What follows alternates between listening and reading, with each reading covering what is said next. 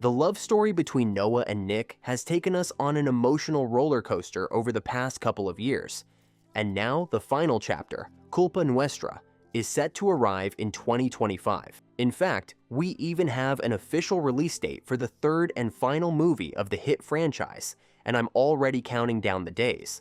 So, without further ado, let's dive in.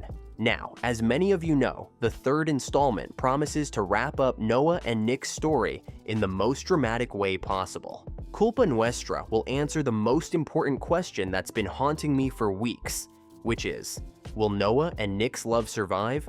Or will their challenges finally tear them apart?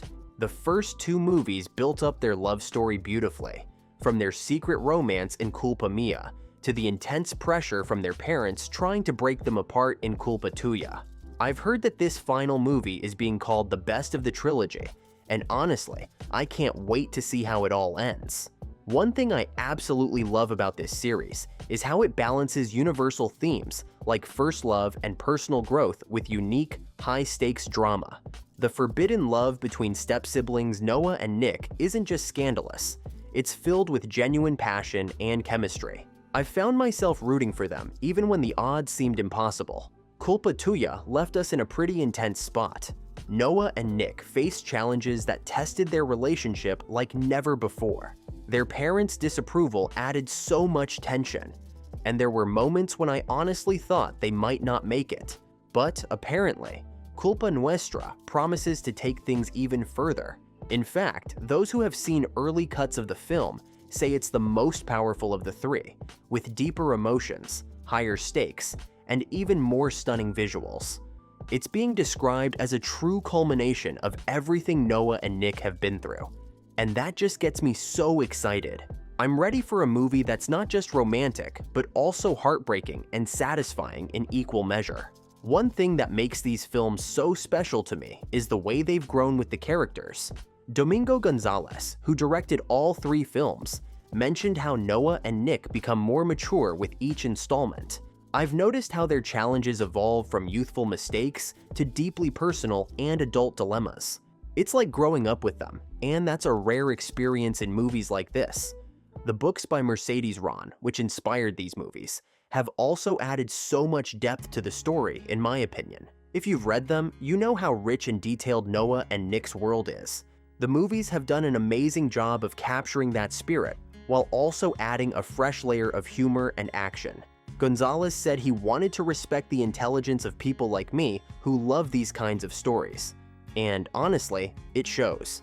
The dialogue feels real, and the humor makes even the most intense moments feel grounded. Another thing that's been exciting is seeing how these movies have become such a global phenomenon. It's wild to think that what started as a Wattpad story has turned into one of Amazon Prime's biggest hits, reaching people all over the world. But what makes it even more special is how personal it feels. And because of all these, to me, watching Noah and Nick's love story unfold feels like being part of something beyond just a mere romance series. But let me know what you think. Now, on to the official release date. Apparently, we will welcome Culpa Nuestra next week. Yes, you heard it right. There is only a week left until the last installment of the movie hits the internet, and I'm dying from excitement. It is clear that this third movie was filmed back-to-back with the second one, so it will feel like a true continuation of the previous movie, as if it is the part 2. Considering this, it only makes sense to release it this soon. As I've been reading more about this trilogy, I learned how much thought went into every detail. For instance, apparently, Gonzalez worked closely with the book's author, Mercedes Ron, to ensure the essence of the story stayed true, even while adapting it for the screen. I also discovered how the humor and action were amplified in the movies compared to the books to create a more dynamic viewing experience. It's fascinating to see how these creative choices have made the movies feel even more alive and engaging than I imagined when reading the books. Despite my adoration for the franchise, its global success of the first two films still amazes me. Did you know Culpa Mia was one of Prime Video's top 10 titles in over 190 countries? That's absolutely incredible for a story that started on Wattpad. No wonder we are getting all three movies this quickly while waiting for some TV series to drop new seasons for like 2 years. For more updates on the Culpa Mia franchise, Make sure to like and follow.